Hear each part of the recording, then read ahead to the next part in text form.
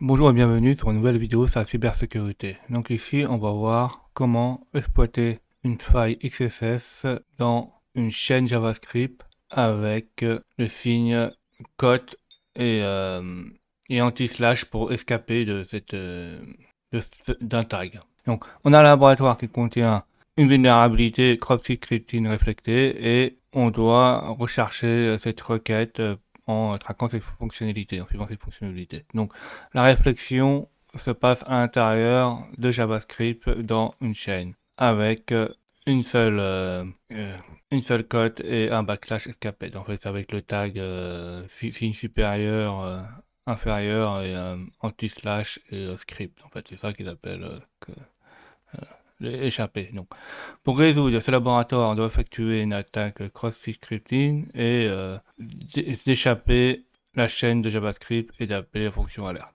La première étape, c'est d'accéder au laboratoire. Donc, on clique sur Access the Lab. Une fois ceci fait, on arrive sur ce blog. C'est comme les vidéos précédentes, on n'a pas besoin de WhatsApp. On teste une chaîne quelconque pour voir comment ça fonctionne. Donc, par exemple, ici, je tape ABC.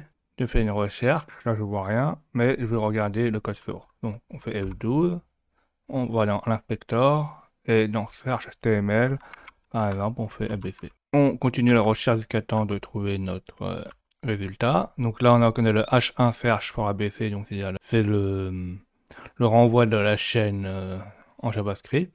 Et ici là, on voit la balise script et la fin de la balise slash script qui nous dit qu'on est dans un script. Donc on voit que notre variable, notre chaîne ABC est dans une variable cherche terme. Donc ça veut dire qu'on peut manipuler la chaîne qui est ici. Donc si il n'y a pas de vérification de caractère interdit, on pourra échapper cette chaîne en refaisant les balises. Donc par exemple, pour refaire la balise, par exemple ici on peut s'amuser à fermer la balise en faisant les signes inférieurs et script. Donc on va fermer le script et on peut recréer une autre balise script pour mettre notre propre script. Donc tout d'abord, avant de faire ceci, on va vérifier si on peut mettre une balise script et on regarde s'il n'y a pas de protection qui enlève les caractères interdits. Donc, je fais search.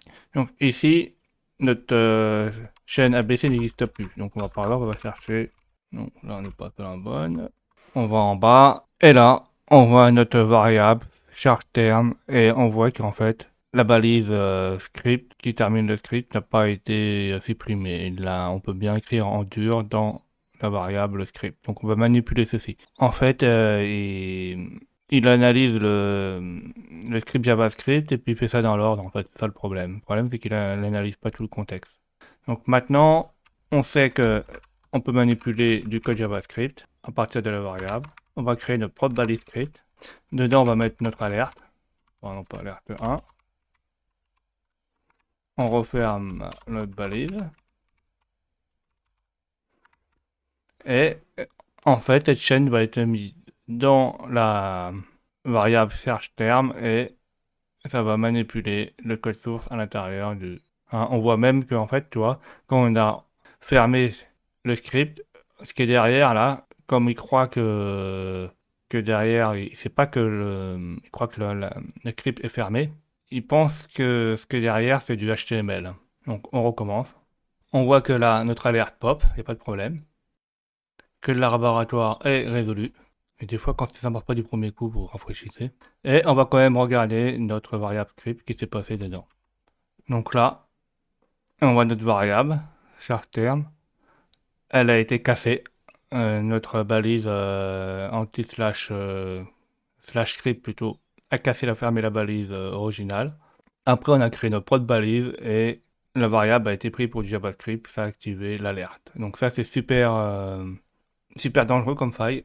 Euh, c'est souvent dû par un mauvais contrôle de l'entrée d'utilisateur. Donc il faut bien vérifier, bien interdire certains caractères ne pas être autorisés.